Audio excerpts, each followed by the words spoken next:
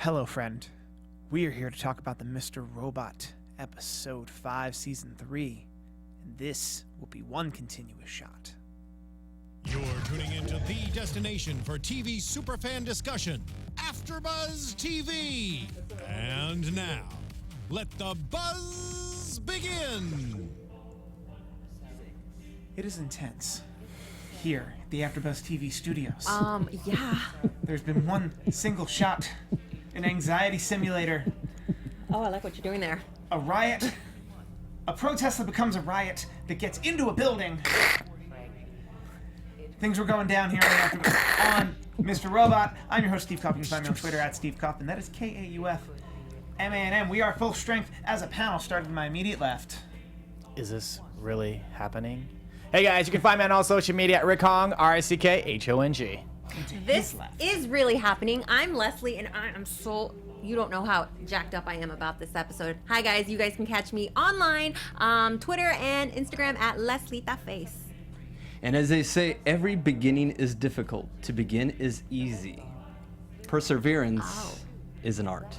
If you cut that line, I'm JC Rubio. Hello guys, welcome back. You could tweet that whole thing now. Oh, I know, we got 280 Extra I'm characters. actually not a fan. Oh, the 280? I'm actually not a fan. That's completely different. No, but that was great. That was the opening line Yes. in Swedish on the elevator with Elliot. The Swedish, German, one of those. I heard German, but I don't know. Maybe I assumed Swedish That's because... definitely Because the of Terrell? translation. Yeah. Yeah, Yes. this episode. I usually like to start where we end, but they started where we ended with Elliot and Angela, so we'll just start with Elliot and Angela in the elevator, heading on up. This was perceived to be one single shot as an episode. Yes, and so last week they teased that this was going to be this great big television experience, no commercials, and so we kind of talked about the fact that people were thinking it was going to be a one long continuous shot episode, and it was amazing. Oh, it was this was so so Wait, were there intense. no commercials? There No were no commercials. No commercial. At Oh, all. wow. See, Were you in Canada? No. I watched the app. And on the Okay. app, they actually broke commercials in I've there. been hearing this. So Oh, that It's sucks. really frustrating. It was completely commercial free, and then it was so like engrossing, intense the whole time that like once it's over, I was like, oh my gosh, that's it, because it ended at like 10:45, like earlier, Yeah, because of the 'cause it no, was the and I same- wasn't used to that. Because it was like a 45-minute episode. Like when they said no Right. commercial, I thought it would be a 55-minute episode. I kind of thought maybe the same too. But it was actually a regular length for an hour-long TV series, but they ran it with zero commercial So you're interruptions. completely immersed. At least on the East Coast, because I did hear reports that people watching it on the West Coast, where we are on a regular TV, also got the same ad breaks that the USA Network had. The USA Network but then app gives I wonder how they got around that for the advertisers. Well, they had an advertiser specifically for the episode. Okay. And then they had, extra, I think, episodes at the commercials commercials. at the end. Sure. Right. I actually watched it at a library. Really?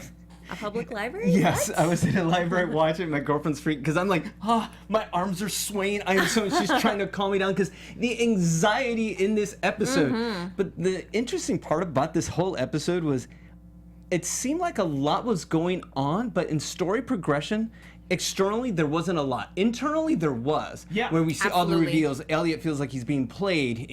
Who does he trust from this point forth? But the story progression itself, it's basically just one facet from stage 2.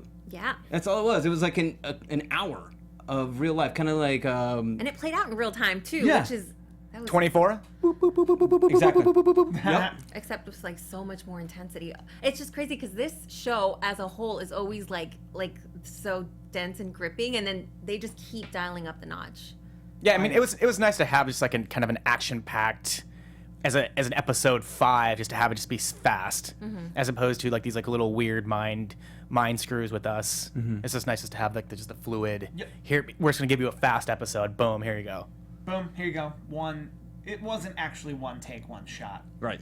I actually read that from when they switched from Elliot to Angela, they actually changed camera style. That it was Steadicam style with Elliot, and it was handheld style with Angela. Oh, interesting. And then it was a lot more shaky with Angela and a lot more fluid with Elliot, which is very interesting. But it's pretty much Elliot and Angela and everyone else around them. This is the Emmy episode, if there ever was one. And let's just jump in, Elliot and Angela on the elevator. Takes a second before it's revealed that she's next to him. Of course. Which is, kind of interesting. And then, every time we kept going back to the elevator, those shots of the news happening. So like there's all the craziness happening at the in the E-Corp building at the same time. There's this like major UN vote, China and the Congo, and we're still keeping they're still keeping us updated on that through that And we got device. the little Yep. got like the electricity glitches. Yep. So what is that? Okay, that's the one part I didn't understand. Is it explain the runtime error? What is that? What does that electric break mean? I think feel for us, they're using that to symbolize what he's considering a runtime error. Within himself. But within himself also being Mr. Robot, that I think the runtime error is the fact that he was either one or the other. He was either Mr. Robot or Elliot at any given point. And at one point he switched almost subconsciously or against the program, if you will. So that corruption or that runtime error has happened all weekend. It's funny you brought that up. There was one of the first lines in the episode was corrupted memory can lead to runtime error. Yeah. And I just found that really just kind of a nice little tie-in as well. Also, it ties into... So I saw a Reddit thread today that kind of put me in my place about all this Mandela Effect stuff. That you can take the Mandela Effect very literal to mean there are multiple universes. Mm-hmm. You can also take it to mean that human brains and memory specifically in human brains are very corruptible. Yeah. So that there's something to be said that it's not quite literally transdimensional so much as they're trying to implant false memories among huge swaths of people. And part of that is to corrupt and place a false memory and then destroy all proof, which is kind of what's happening. Okay. Like, that's what stage 2 is, to destroy all proof. And speaking to the Mandela Effect, I saw this online as well. So, in the beginning of the episode, it's the whole, him trying to figure out what's happening. They're going to fire him. But someone pointed out that his ID number is the date of 9/23/91, which is the date people think Nelson Mandela died in jail. Which is not true. He died in 02 or 03 out of jail. This isn't the password that he types. Or no, it's his badge employee number. When he calls right. That's what we're talking about, right? Employee ID number. Yeah. Yeah, I tried to take the keypad and look at it and saying so. And just the first one was 0, so that didn't count. Mm-hmm. And then I tried to see if I could figure out in some sort of version of maybe it spelled something, but it takes a long time to try to do. So I was like, screw it, I can't do it. I did go to ecorp.com/password/reset. That's an actual website that asks you for your login. It asks you for your email, and then it just keeps telling you it's not there. So kudos to the immersion. That was really cool. Wow. Yeah. So then we're following Elliot, and he's just completely. He says he's on autopilot. He doesn't remember the last couple days. He doesn't really remember that he doesn't remember. He's just going, but something feels off. Okay. So my first favorite part of this episode was him telling his coworker exactly what was on his mind, and it was unintentional. I think that was such a great, hilarious little levity in such a tense episode. It's like F you, man. Samar, and speaking of immersion outside, augmented reality and immersion from this show, there is an E-Corp subreddit where the posts coincide with the dates that are happening in this show. The dates, of course, are 3 summers ago. Mm-hmm. And Samar is fairly active on there, talking about all the hotties in this floor and that floor. That's and these funny. being super crude. Yeah, that's great. And it's just really funny, really, and that subreddit's kind of deep. There's a lot to that subreddit. It was just such a funny moment. Sorry. Go on. I was gonna say what was neat about was Samar's his moment to shine when Elliot asked for him to just be the diversion. Yeah. That's when because I was like, why is he here? Why is this character here? What is the point of Samar? And it was, I think, right then and there. That's the whole reason why we had him. Mm-hmm. Yeah. Any other reason? Yeah, I love the whole oh, he's taking a dump, and he's like, no, he told me he's crowning. He was crowning before he got here. Oh my gosh, that was so gross. But then the lady, she was like, we've talked about awesome. these microaggressions. So obviously he has a documented history of being just a just being super crude person. But it's funny because you still like him. I didn't end up disliking him at the end of it. He's like, man, F you. I can't believe you're telling me this. But then he's like, oh, you know what? I need to hear this. It was, and then Elliot's like, crap. Now I have to hear more for a second. He thought he was going to get a break for it. It was just how did they make this gross guy not because they just Likeable? made him likable, exactly. Well, they made him a person. instead of just like this really You can still broy, dislike a like this, person. yeah, like this really broy frat guy type is really easy Or to a hate. wannabe broy Yes, frat guy type. exactly. Whereas a wannabe broy frat guy type who, in probably his 6th line in the show, is like, actually, man, I've only had sex like 1.5 times. I mean, dude, you guys should It like was an listen to like escort. She Steve was like high-end. outside of the booth sometimes. I'm just like, really, dude, I gotta hear this. Oh People god. I'm aren't- kidding. people aren't With gonna- that I'm said- kidding. People aren't gonna know you're kidding, Rick. I'm totally kidding. I'm totally kidding. I enjoy this character too, and I think we'll probably see a bit more of him because Elliot seems to have made an ally out of Samar, and things seem to have gone down in E-Corp that if he needs to do anything, that's how he'll do it. HR's coming for Elliot because of what happened last week with Angela and Price. Yeah. Elliot sees it because Elliot's awesome. Elliot tries to run away. He gets takes that shot where he looks up at the camera. Yes. It was good. I was like, oh, it's on. Are you gonna go with that? It's not in front of us, but is it above? It's not above us, but in front of us. Is that what you're saying? Right there with the title. You're Yeah. talking about the title card, right? Yep. That's The that's shot? what, yeah, Yeah. that's the shot. Yeah. I wanted to say, so in that moment, he says, when I was going right back and watching it, he was like, okay, guys, stay focused. Don't leave me. In that moment when he looks up at us, right? Yeah. And then it sucks because we do end up leaving him. Eventually, before, yes. yeah, like we don't even. That's probably where it cut to commercial for me. Well, that happened for a great reason, which we'll talk about later. Yeah, but I was like, dang it. He just needed us with him and couldn't make it through the whole episode. Not through our own control, but, that's still how it is. We are a character in this show. We still don't understand Yeah. the context. So Right. they're running around to come and get him. He goes upstairs, one floor. They find him again. He crashes before he crashes the boardroom, he needs to get on another terminal, Right. and he decides it's a Monday morning. It's a Monday morning, and everyone's here. That's unfortunate. I need to find someone who will believe that Oh man. They'll believe that I'm just this techie nerd and that they don't know what's what, and I have to take over their computer. He picks old lady baby boomer, Dude. and feeds her like pretty basic. Like, we need to make sure there's no screen mirroring software or remote desktop software on your computer.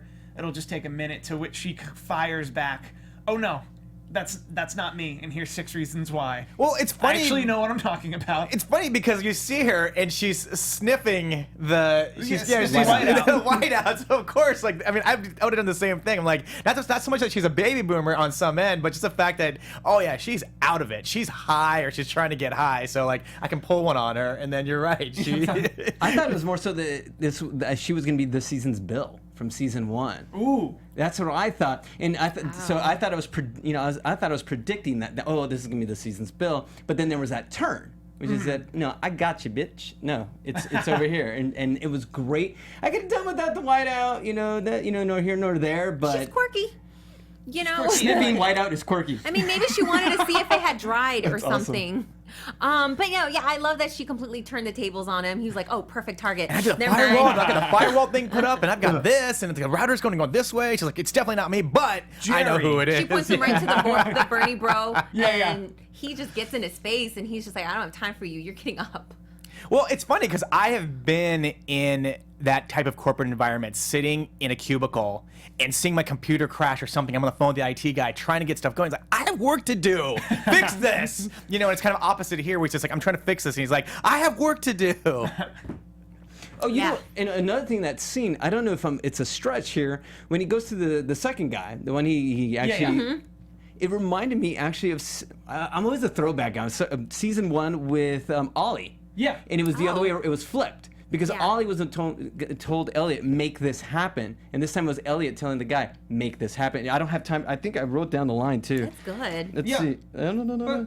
Yeah, go ahead. Oh no, I was stalling with nonsense words in hopes. I love you, man. No, maybe Hello Friend can tell us, because Hello Friend is here, and she is like the oracle of Mr. Robot. What up, Hello Friend? Hello, friend. It's isn't it Hathrilio Fry Good luck friend? with that. Good luck with that. Oh, yeah, let's see, this time the tables are turned. This is not up for debate. Yeah. Because he pulled rank, just like Ollie did, but this time it was Elliot pulling rank on Oh. the I guy. like that part too. Yeah. There's a certain power shift in 3 seasons. Yeah. Similar to what Angela's up to. Okay, I'm gonna go off the deep end here, but you start So soon. So soon, I know. Come on, I Okay, gotta. what is this? We're all going. Yeah, we're only 10 minutes in, man. You keep seeing these loops. you see all these like closed-end loops. Like if this is someone, a writer once wrote about it. I forgot who it was. I want to say maybe it was Roth Cornett. If you guys know who she is, she's awesome. But she said that what if all of this is a program, and Elliot himself is a program? I don't know if you guys, you big robot heads, know about what I'm talking about, but just everything's like a loop. Yeah. Everything is a loop, so it makes you start wondering: is this real? Is this a program? Are we inside a computer? I know I'm gonna get. Something's up. I'm gonna get It's like that. bashed. It's like that infinity sign. Just Yeah. where it just kind of just. No, but just like how with Ollie and Elliot, it's Yeah. flipped, and just so many things have flipped, and there's a yin and yang to everything. So I agree. just throwing that out there. Okay. That's a good theory. I see it. There's something to be said about the idea that we're on a simulation, and then then that dates all the way back to like Plato's cave of what is perception, what is reality. It's the Matrix. It's a lot of that stuff. Yeah. It's Fight Club. Whoa. Elliot crashes a boardroom. That was fun. That was another one of my favorite. This episode, it's funny, it had all these little mini scenes within this big long sequence, but I love that because I was like, oh yeah, he's so gonna play it off like he has this confidence, and sometimes people just like are like, oh okay, he must be here, but like they weren't having it, but he kept it going for a while. Like, I got my email, or yeah, I'm supposed to be here. Like, he just owned it in that moment. I was really surprised that like it didn't work. That looked like a small enough conference room. They knew who should or shouldn't be there.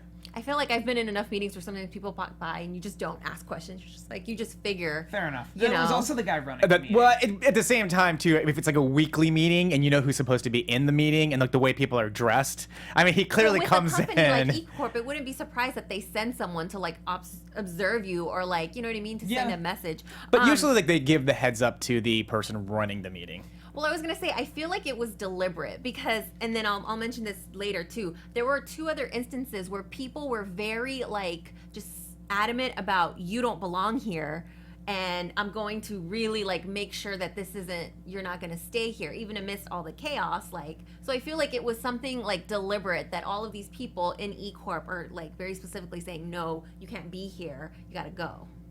Okay. I'll bring it back up again later. No, I dig that. I'm trying to think. Also, we live in Hollywood, the land of like million-person meetings, where you could totally get through it. Like, True. I've been to many a read-through on a studio lot because I was already on that studio lot, and I was like, sure, I like The Simpsons. There will be 1,000 people in that room.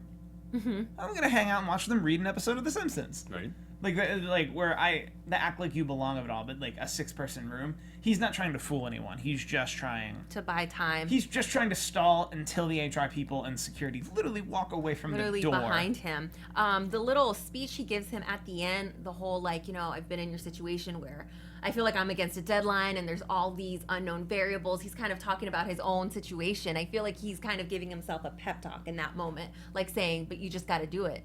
Get it done. And then he goes. I mean, I'm a little disappointed because I thought you were gonna bring chocolate donuts here, dude. Oh. You could have even that taken a would've bite been of a chocolate good. donut, man, and like I would have been happy, and you give it to me. But there's no chocolate donuts here today. Or is there? Right? Which Is reality- this really happening? Which reality are we in? There is no spoon. Okay. Yeah, I just love how it kind of just like slams a chocolate donut or just refers to it. And it's like, yeah, sure. I was like, there's like food in a conference room. So he makes it to the bottom floor. By the way, he's missing an entire weekend's worth of stuff. Am I missing something before he makes it to the bottom floor? Well, he goes runs. into the elevator and conjures up willingly, self-realizing Mr. Robot. Yeah. Yes, sorry. So it wasn't actually Mr. Robot appearing. This is just Elliot. What would Mr. Robot do? Yeah. Well, this is similar conjuring to most of season 1. And Where some Mr. of season 2. Yeah, like where Mr. Robot would exist side by side to Elliot, and they would converse with each other, and Bounce only we ideas. would see. But it wasn't Mr. Robot. If you follow what I mean, he realized he even said it himself. I got to bring what in a sense. What would Mr. Robot do? Yeah. That's what he was doing instead of actually. Because with Elliot, it's a split. It's a genuine split. He believes both sides exist, at least to this point. Yeah. But even he acknowledges himself that him conjuring him up, he hasn't done that. He's like, we haven't actually done this in months. Right. Then, Like, but it wasn't the moment. actual Mr. Robot. In a weird kind of but way. him still discussing it feels like. I'm not gonna get in the weeds there. do you mean? If Elliot conjures him, he might as well be the actual Mr. Robot. Because Mr. Robot is Mr. Robot is Elliot's psyche. so that if Elliot can conjure Christian Slater, it's Mr. Robot. I don't want to get too confused, because then you're a matter of like, well, which was Mr. Robot and which was a construct of Mr. Robot and which was I'm going by the dialogue that that Elliot said in that scene. That's what I was mentioning by, which I thought it was interesting. And Mr. Robot specifically says we haven't seen each other in a couple months. We've been battling each other in our own voids, which I thought was like a very interesting thing you're saying, because again, going back to the theories of they're in different planes or in different, like he said, we've literally been battling each other just in our own dimension. Yeah. Not dimensions. He said they used the word voids, but I felt like that was almost like a clue or some sort of like indication. I don't know. Or I mean, is it a turning point maybe where he can bring Mr. Robot and maybe he's taking control just a little bit of that personality? I mean, I'll refer to Steve on that one. And where I back you up right now, for me, it's too early to tell. We don't have enough ground rules. We don't know yet. Right now, it'd be getting into the weeds right now. Deep speculation. So that's what I'm saying. We should kind of just note this elevator scene. Just honor for a it few when it years, is. a couple more episodes, few years. Where in the Banner Hulk theorem are we? Yeah. With Elliot Robot. I don't feel like Hulk there are like rules. fire.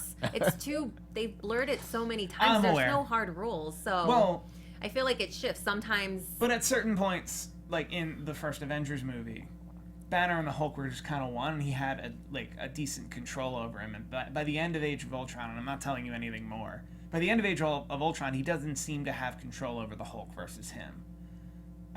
I'm using that as a backdrop to like if Elliot that and kind of Mr. goes with Ragnarok. Shout out.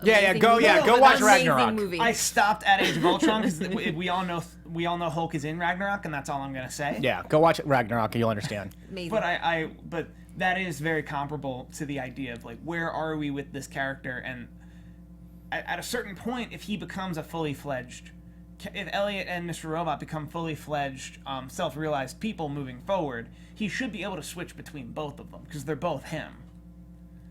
We're not there yet. Similar to Hulk and Banner, that if you find a fully realized, just fully functional Hulk, he can just turn back and forth. He can just be Banner and be a brilliant scientist, and then be Hulk and just destroy things. But I'm a little I'm officially in the weeds. Let's get downstairs. Elliot, Darlene, outside there's a protest. They're screaming, "This is what democracy looks like." They're being riled up by what we now understand to be an Alex Jones type who works for White Rose. And White Rose is already trying to plant that F Society has its roots in Iran, which is not true. And at some point very soon after this, we find out the UN vote passes, and the Democratic Republic of Congo is annexed from China. I meant to Google China. By China. Yeah. I meant to Google this. Does China own Congo as of this moment? Then yes. So they annexed it to make it its own thing. I have a prediction. But yeah, this scene with Elliot and Darlene, and there was like, as soon as she tells them, I'm working with the FBI, there's just like this screeching that like goes through, I'm guessing his head, but like everyone else, all the ambiance kind of fades out, and he's just like, it feels like when you hear like a loud explosion and you're just sort of regaining your senses. Mm-hmm. It's funny you mentioned explosion, because he was talking about so that the E-Corp lady would understand. Yes. He said there's a bomb. Yep. And right there, you have to by law. But the real explosion, like you said, was Darlene. Yeah. The bomb she dropped on him Because- with the revelation. Yeah, because now who does he trust? Because within that, in that dialogue between the two of them, she does help him out by letting him know that Angela and Tyrell, and that piece is in what happened last week, where Elliot had like just a few seconds with Tyrell, Angela. What does this all mean? Yes. So, but who does Elliot trust now? Exactly. no Like the one. two people closest to him, in that second, he realizes they've both betrayed him. Yeah, et tu, Brute. Yeah, and Darlene has a lost weekend. Angela has a lost weekend. Elliot has a lost weekend. We have implications. Like what's gone down in this episode leads us a lot of implications of what happened during the weekend, but we actually don't know anything. Oh, I can't wait to get to this part. I got some I know. theories. So, what would be considered the midway turning point is that, because as a cameraman, I have to think. You start on the 23rd floor, you go up to the 24th, you come all the way down to the lobby. There's a riot in the lobby, or there's a riot outside the lobby. Somebody gets a bottle, breaks it over a security guard's head. They run. And they charge. Yep. They charge into the E-Corp building, and then they come back up to, let's say, the 23rd floor. It's probably the 26th floor, wherever Angela is. And those people were essentially a distraction, but they leave a package for Angela, complete with notes. Angela gets a call from Irving. Irving tells her she needs to go to, don't quote me on what floor, probably the 23rd. Yeah, 23rd floor, because that was also where they had a safe room. She needed to go to the 23rd floor and do this hacky stuff that I saw the screenshots are actually super legit hacky stuff. In a very private, badged room. A very private badged room, server room. Irving tells her she needs to bring Elliot there and gives Elliot a badge because Irving doesn't know that Angela talked to Price to get Elliot fired. Mm-hmm. You guys saw the episode. I'm not gonna. There's a lot of things that I have questions about with that whole script and whatnot. First, wouldn't Elliot know what to do with his instructions? Because it was very specific, and there's a screenshot if you find it on Reddit. Yeah, it's all incredibly specific stuff. Right. It's something Elliot would know how to do. B, now we find out that Angela ends up going through with the plan. This is coming from the same girl that had difficulty with the femtocell last season. What happened? How did she get so good at hacking? Wait, come a long way. do we know that she did everything? Because remember, he asked her, he's like, did you follow everything to a T? And she says, yes. But when she said that, I was thinking the same thing. I'm like, did she just say it just to say... I think because here's my theory, and I'm not alone in this theory, which is we know on Friday she was with Mr. Robot. We know on Monday morning she was with Elliot. That means let's assume she was with Mr. Robot all weekend. Yep. That gives Mr. Robot an entire weekend to teach her how to do it. That's my theory. Yep, I second. That's the prevailing. That's a good one. That's a good one. I like that. That's the prevailing theory is that Mr. Robot taught her how to do this over the weekend. Mm-hmm. Now he's great. She's functional. But then why would Irving not know that? Because Irving doesn't know. But he's there with them sometimes. He wasn't there with them for this. We don't know if he was there that weekend. We have to assume he was, or he wouldn't be questioning the plan. Also, we've lost a weekend. So. There's a point to the fact that it was a detailed checklist.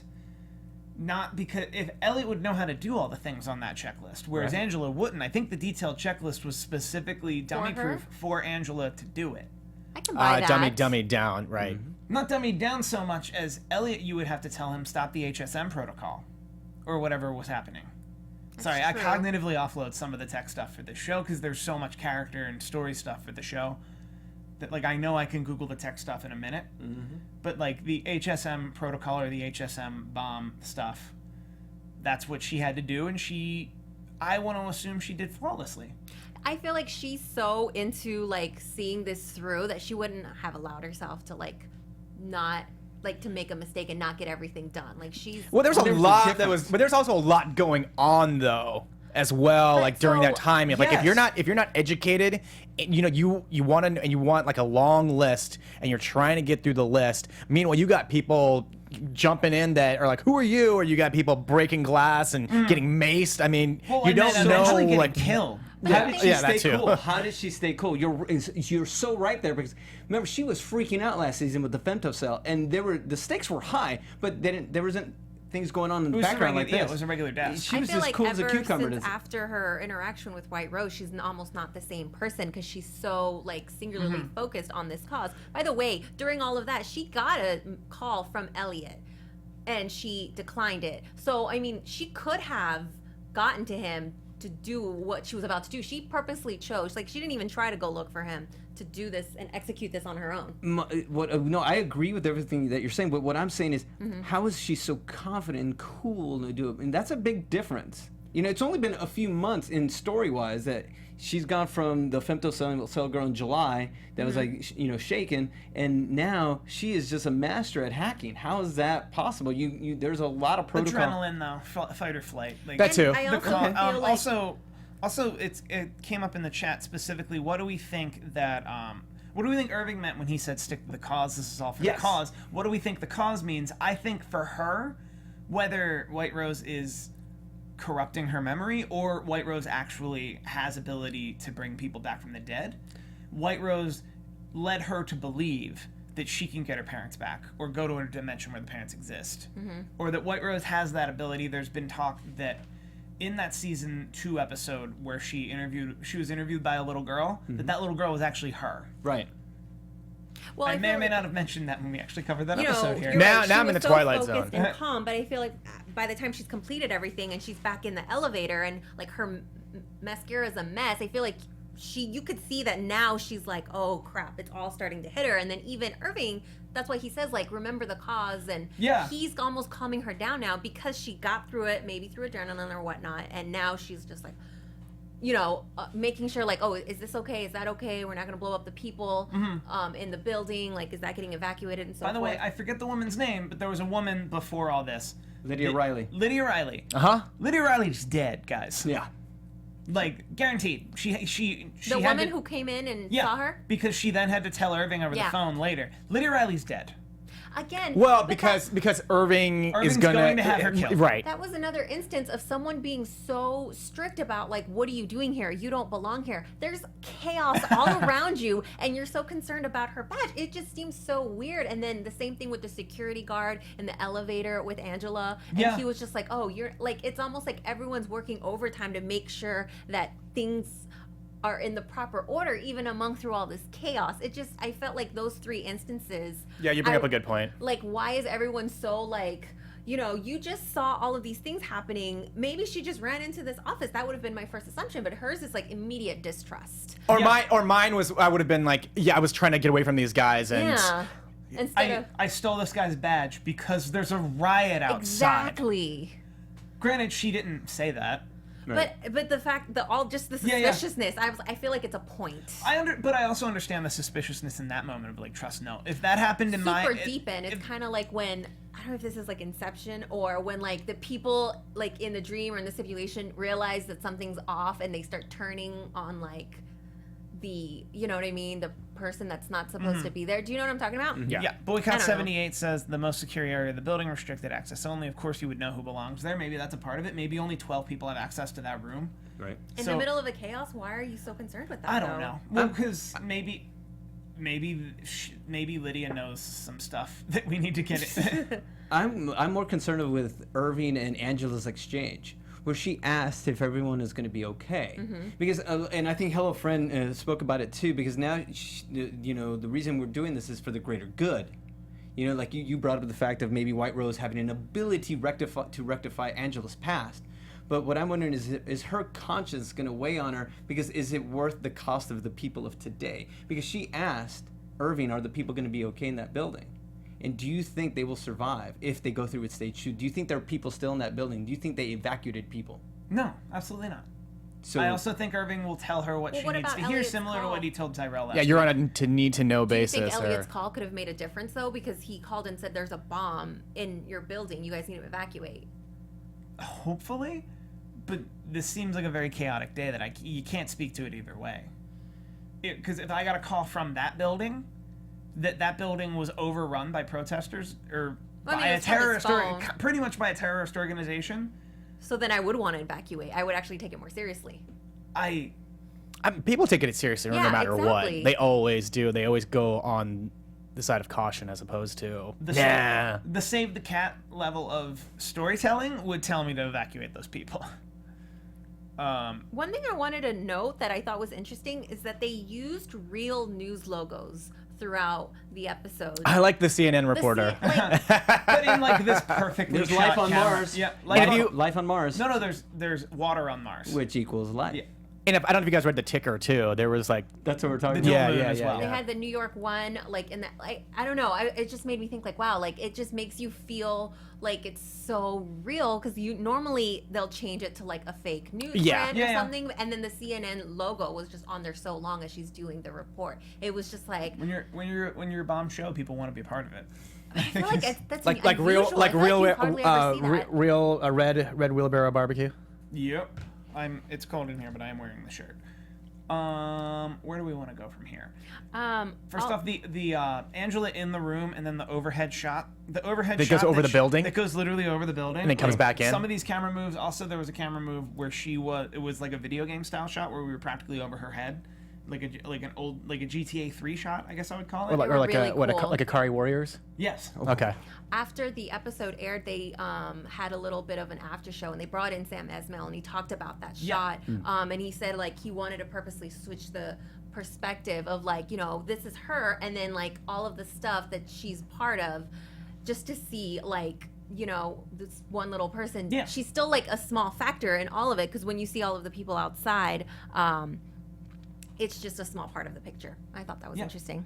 So, she has the package. She runs to a different floor. Don't ask me which floor. She avoids death, really, by wearing a Mr. Robot mask that had already been that had been maced and that she's had already been maced. gagging. Now, before she gets into that elevator, we have a still. All right. Everyone's been talking about this still all day. Is it a spoiler or not? It's not a spoiler. not a It spoiler. happened on the episode we're talking about. If you haven't seen this episode, you shouldn't be listening to us yet. Okay. So, Let's take a look. this still, what we can see here, that's Angela in the maced Mr. Robot mask. That is Elliot behind her. Is it? Yep. That is It Elliot. looks like him, right? That is Elliot behind her, running back into the room. Check out Rick's face. That's his backpack. Those are his kicks. I didn't catch this. It wasn't until people pointed it out online, because I was so into the mask, because the remember- mask is creepy, especially with the. I remember seeing someone Mace. running in the background, and instead of pausing it then, I was like, I'm too invested in this episode. I'll look again later. Yeah. But the intent in which he runs, the backpack, the height, hair. the hoodie, Great hair. it's highly unlikely that isn't Elliot. I agree. Well, because didn't we see most of the time when the rioters were in the building, everybody was more like Angela with the hoods over their head. Yeah. At any given time. Correct. So the fact that definitely in this picture there is a person there without the hood on. See, now this goes back to what we were talking about 15 minutes ago, where we went away from Elliot to Angela. So this is what gave Elliot time to go up and take care of what Angela did. Yeah. Well, so Or is that possibly Mr. undoing Or is that Mr. Exactly. Robot? And undoing it. No, because Mr. Robot wants it to be done. he wouldn't have any need to run into that Right. room. He wouldn't want to be in this building. It would be Elliot.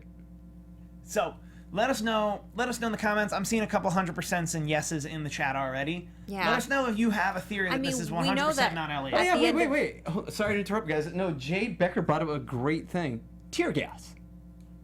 Uh-huh. Right. How is he okay, without running... Well, no one else has masks on, but I mean... What do you mean tear gas? Oh, gas? it could have it could have like kind of settled a little bit maybe. And the Or tear maybe gas was- that's what he's running through. Yeah, possibly. The tear gas was downstairs. There's... Now, Yeah, I don't remember it. I just want to point out how good this show is. We're grabbing a still from the episode and debating it for 5 minutes. The Well, episode because- was amazing. It was. I mean, we know he ends up back in the building from the last time we saw him by the time the episode ends. So even if you didn't catch this, your where question is would he still be... going? He's running back into the room To undo... to either undo what Angela did or Because he knows that she betrayed him. realize he can't. That's the consensus. He either ran into that room to realize that he either ran into that room to try to undo whatever she did, or he ran into that room and realized he couldn't. And now he has to face her and face her betrayal. Well, my thought is why isn't he in either one of those scenarios running towards the elevator? Because he doesn't... Because He wants to stop the building from being blown up, and to stop the building from being blown up, you would have to go into that room. More is importantly... that in the direction of the room? Yeah. I feel like it's the opposite No, way. that's the direction of the room she came from. Okay. Either way, it's the fact that figure exists. By the way, do you guys see like the weird furniture that looks like it has the USA logo? Is that? Nah. No. I'm just kidding. I want to bring up one last thing. What was in that package for Angela? Okay. Well, Badge? it was meant for Elliot, right? Yep. The package she got in the beginning or at the end? At the At end. the end. Okay. Where she starts to... Oh. She's visibly shaking, and almost to the point of like 7. She Yeah. never opened it. She didn't? No. Okay. Correct me if I'm wrong. I never saw her doesn't open it. actually open it. Oh, okay. Okay. Am I the only one who thinks it's just a pulled pork sandwich? Well, I mean, might be. the guy was It's- eating like a burger though. It's lunchtime. And in the very beginning been of a the rough episode, day. she was like, Let's Elliot, grab we should get lunch." lunch. That's where we Could start. have easily been. We start Elliot and Angela saying we should get lunch. We end Angela and Elliot and she's holding a Red Wheelbarrow Cafe bag. If you call that just right, I think it's fantastic because Sam Esmail always keeps us off balance. And if we open that episode and they open the bag and it is a sandwich, well, yeah, she wanted lunch. You know, because we're thinking it's going to be something so heavy. It's going to be Gwyneth Paltrow's head from Seven. 2 sandwiches. Well, hey, you know what? It is 2 McRibs are $5 this month, so. That is... Don't tell me that. I I'll go eat them. I saw some people point this out online. So the guy in the hazmat suit eating the burger, so we've seen him before. In previous seasons, he was there when Elliot first meets White Rose, and then I guess he was there in the second season as well. I don't remember this, but someone said it was like maybe when he re-encounters Tyrell. So he's there. He's a Dark Army guy. No, but I feel like he must be important because he's there in significant moments. You know, I feel like there's something to this person, the guy in the hazmat suit eating the burger, because it's very specific that it's this person who's always in these pivotal moments. I wouldn't be shocked if the bag is literally its MacGuffin. It's literally 2 pulled pork sandwiches. I hope and it then is. this guy who's been proven as important has the exposition to tell us what we're doing to move forward. Not to mention Angela and Elliot are gonna like scream at each other for like a really long time. Right. Before this guy's ever gonna get a chance to be like, by the way, we need to get out of this building and go to this building to watch if this building get blown up. By the way, there are people in it. By the way, there are people in it. Remember the cause. Yeah. That's what I think is about to happen. Do we have anything to say about the episode before we all recklessly abandon? We recklessly speculate. Did it feel different? We had a different writer this week as well. Yes. It was Cora Adana and I forgot who else. It wasn't Sam Esmail. And then last week too was I forgot. But it wasn't Sam Esmail writing the episode. Did we see? Was there any difference in the style and just in the writing that we noticed? That's one thing I thought interesting because it just seems the last 2 weeks have seemed a little more kinetic. Yeah. There's a little more snap to the episodes. Not. I think the other episodes are more self-reflective. They're really internal. We're really, just unearthing the depths of the psychology of Elliot. And these last 2 have just been, bam. Well, maybe it's because like the episodes like 4 and 5 to kind of move the story forward because we took episode 2. Wait, episode 2, right? Was it episode 2 that was the Terrell episode? 3. Might have been 3. Yeah, episode 3 that took so much back time to kind of speed things up a little bit. I thought this episode, not that much dialogue, but the dialogue it did have was really good. I felt like there was so many things that Elliot said that I felt like had so many different meanings. Even in the very beginning when he's like, I wish I could see me through your eyes. Don't you wish you could see yourself? I don't know. There was just so many different things he said. And then at the very end, when he's facing Angela and he's just like, "Is there something you want to tell me?" I feel like there's just so many layers behind everything he's saying. So yeah, I loved the writing this episode. I thought it was fantastic. Are we ready? Predicciones, huh? Yep. And now, your AfterBuzz TV predictions. Whoa. So, Dom, FBI, they're going to have their hands full. Because, I don't know if you noticed, but some protesters that are also a terrorist group linked to Iran just stormed a building and killed people. For the most part, probably killed people. Oh yeah, the security guy he got bashed in. He got bashed in. There were a couple people that we saw, literally getting, bashed in the head. That, there has to be at least one fatality, if not dozens, in what went down. Do we think Dom is the lead investigator on such a thing from the FBI? Do we think it's beyond the FBI, before the FBI? Where do we think we see the aftermath of this, or do we think stage 2, as in blowing up a building with people in it, supersedes what would be considered a big deal I think that's any other day? exactly what's going to happen, because even in the preview, you see Dom saying, "What attack?" I feel like they're not even going to have time to really go into this because the next big thing is about to go off. Because it has to happen today. Yeah. Cool. Good talk. What do we think Angela and Elliot are going to talk about? Do we think Elliot... Because Elliot's been super aggressive this episode, more so than he's been this whole series. Do we think we're going to get a lot of Elliot calling out Angela on double-crossing him, on taking advantage of his what we would call a mental illness? I feel like it's going to be similar to his exchange with Darlene. And yeah, you're right. He was very aggressive in that scene, but I feel like it's because it's all coming on him at once. He's realizing, again, people he trusted, he's known his whole life, and everyone's been keeping something from him. He really doesn't know who to trust at all. especially with Angela, she was everything to him. You know, that's what She's like the love interest, and so like it's different if like your sister or your brother betray you on some end as opposed to the love interest and best friend. I feel like she's both. Yeah, no, I think that her betrayal is worse. Absolutely. Because Darlene is trying to help, whereas Angela, and we don't know what Angela knows, and even then, that could have been corrupted memory by White Rose. What it is moving forward. But from what we understand, Darlene is at the very least like, no, I believed you. Now I realized I'm hurting people. I don't want to do this anymore. And then is trying their best to help. I feel like even though we definitely see that Darlene's is a lesser of a betrayal, I don't know if Elliot's going to see it that way because, again, he doesn't know how much information or how much stuff has been going on behind the scenes. So Irving said something to Angela in this episode. He was like, we just lit the fuse. We can't control the explosion. Yeah. And I feel like that parallels so many different instances. Elliot, for example, starting the whole the 5-9 hack. And then, and since she's probably... Angela's probably where Darlene was in the first season. Like, she doesn't think anyone's going to get hurt. Or at least that's not what her intention going in. But, you know, things are just, like, again, snowballing. Exploding, the ramifications snowballing. of her decisions. Yeah, absolutely. My thing is still from last week. Is Darlene alive? You think she's going to die? You think she died in this kerfuffle outside? I don't know. There's a lot of things swirling around that... And this is going to go off the deep end. Send your hate mail to me. Bring it. Yes, it's my turn on this one, huh? That as of last week, we kept on seeing for a while now that Darlene's in trouble. There's signs that Darlene, whenever you're around Red, she was going to take that flight to Budapest. All this stuff going on. She was supposed to leave, disappear. And people have speculated that maybe somehow in this 3-day gap, this is where Darlene actually may have disappeared or died. And this is just this episode was Elliot's manifestation of Darlene. Whoa. Yeah, that's real possible. deep, man. Also, it's possible, and I didn't really catch it until, like, probably this morning. Someone else has Darlene's ID. Yeah.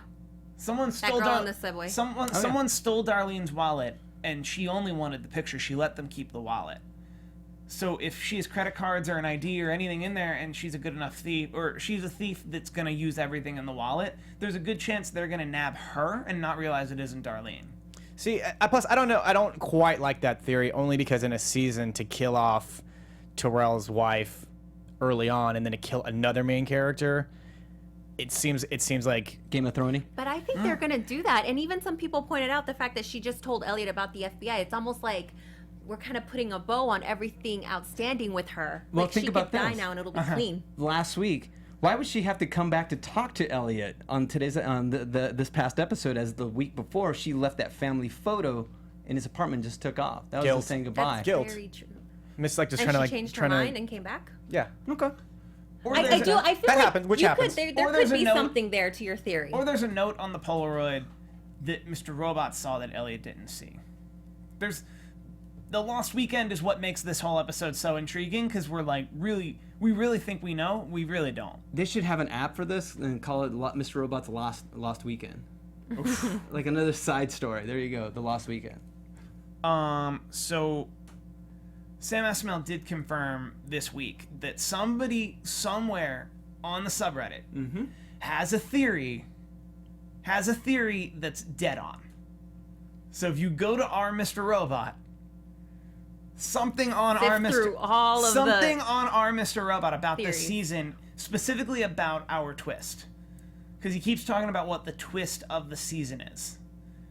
Now, what I said about corruptible memory, that happened 8 hours ago. And Sam Esmail said this before that.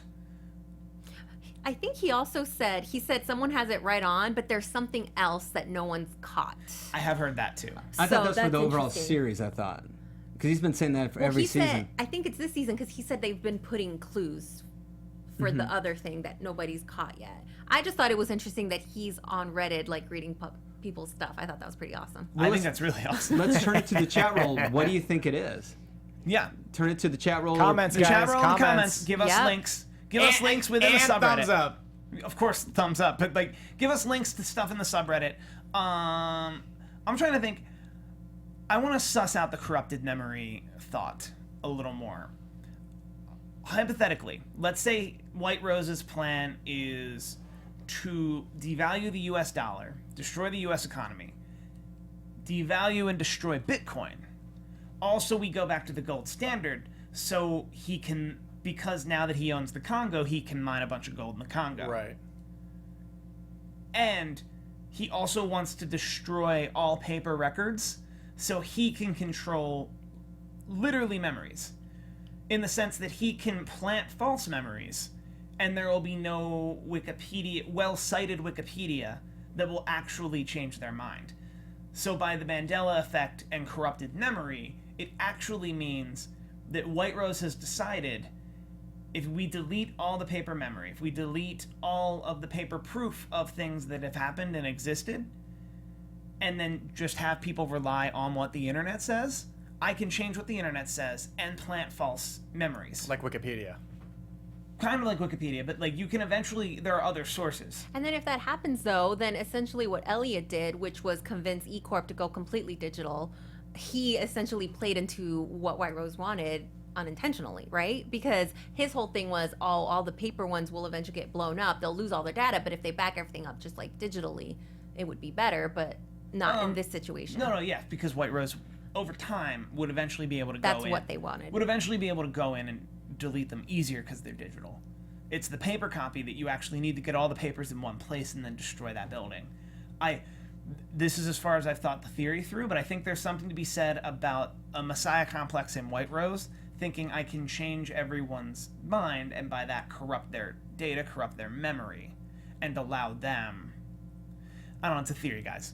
It's a really rough theory, but there's something to be said about White Rose feeling like that she can literally control the world by controlling the currency and the information.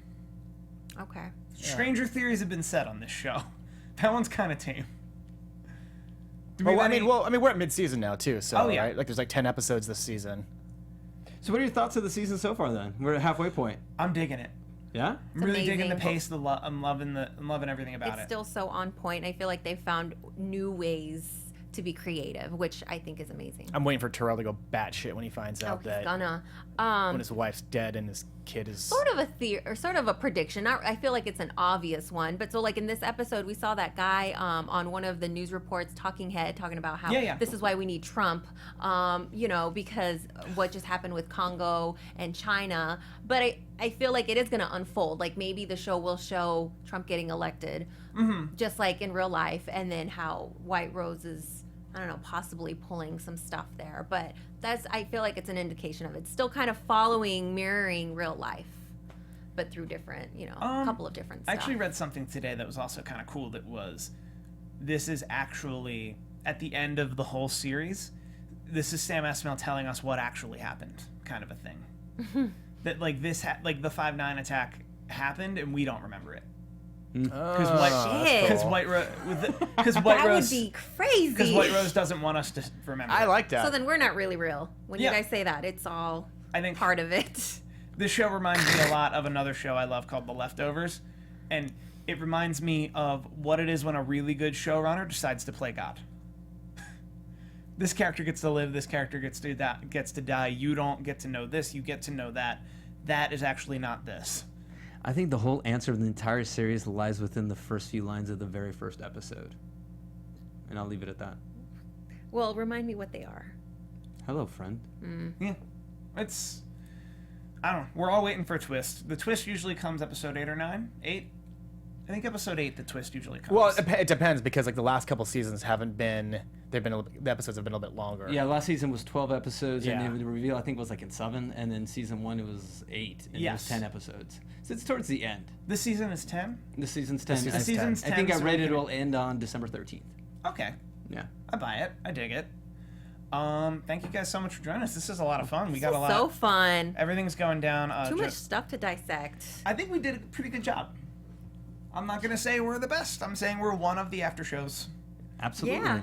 We're all a hive mind. There we go. I dig it. Yeah. JC, where can the people find you on Twitter? You can find me at JC Rubio TV, and a quick shout out to everyone on the chat roll. I'm talking about Ace Sky Knight, Ace. Joe Johnson, of course, Hello Friend, Jay Becker, all of you.